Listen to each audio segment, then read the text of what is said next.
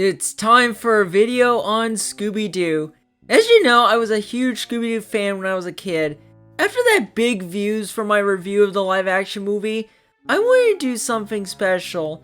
In the Game Boy Advance and GameCube video, I mentioned this game, Scooby-Doo 900 Frights.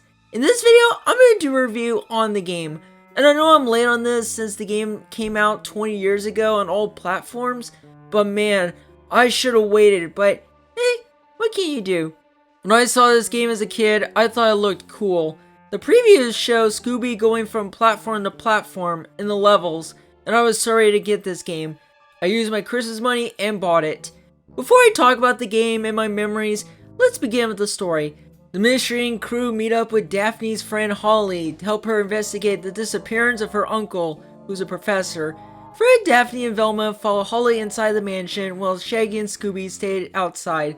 When Shaggy goes to obtain a box of Scooby snacks, he falls into the trap door, and the three got kidnapped by a specter called the Mastermind, and it's up to Scooby to go location across the levels. On top of the mansion tower, Scooby meets the Mastermind, who reveals that he's responsible for resurrecting the monsters from the past. If you watch the show, you know the monsters. Just giving a heads up.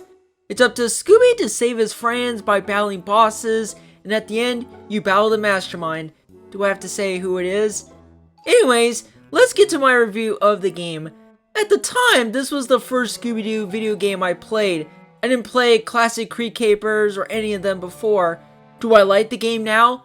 Yes. Is it one of the greatest games I've ever played? No, I wouldn't go that far. I already talked about Super Mario Sunshine in a review, and that game is still great and better than this game. But anyways, let's get to the game itself. The game is a third-person platform with action elements. The only character you play is Scooby-Doo. He can run, jump, and perform attacks. You can even grant various gadgets along the way. In the game, you come across various villains from the show, and I will say that's a nice notch to the show. Noticing villains like the Creeper or the Ghost of Redbeard. Some can be pretty annoying, but you get used to it. If Scooby gets hit with an enemy, his health bar goes down, and the only way to heal up is to get various food items. You also collect Scooby snacks throughout the game, which seems pointless. Well, no. There's these snack gates that will open some doors, and that's the only way to grab Scooby snacks. And if you want to go to every level, it is optional to collect all the snacks. You can also find monster tokens, which they have hidden across. I did get them all when I played through the game. In the game, there are secret passage and trap doors, which take shortcuts. I will admit, they were nice since I couldn't tell where to go. So, what do I think of the gameplay? It's pretty good. The only criticism of the gameplay is jumping across a platform. I know that's nothing new in games, but as a kid, that just frustrated me. I remember this part in the ship.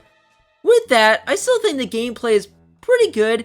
The graphics at the time were pretty good, both the gameplay and the cutscenes.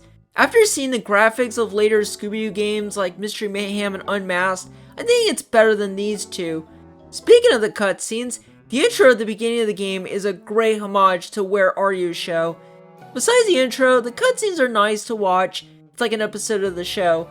You got voice talents of the characters from the Mystery Machine, but additional ones like Tim Conway voices the Professor, Don Knotts voices the Groundskeeper, and the Mastermind voices by Tim Curry. Oh yeah, he had a great voice playing the role.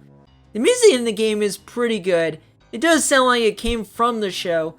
As for level designs, it's fine. You got the mansion, the coast, the graveyard, the laboratory, etc. The boss battles are pretty fun, which there are only 4 in the game. They are hard, but they're not super difficult. You know what to do.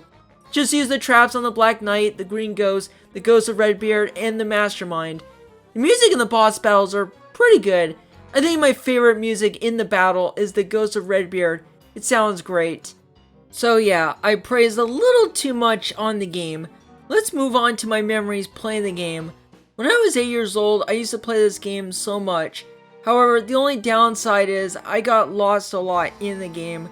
Yes, there is a warp gate to go to each area, but man, it took me less than 2 years to beat the game. Thankfully, it was rewarding after that. Does that mean getting lost is a criticism in the game? No, you can easily breeze through it. In fact, it's not a long game. You can beat it for less than 6 hours and you're good enough.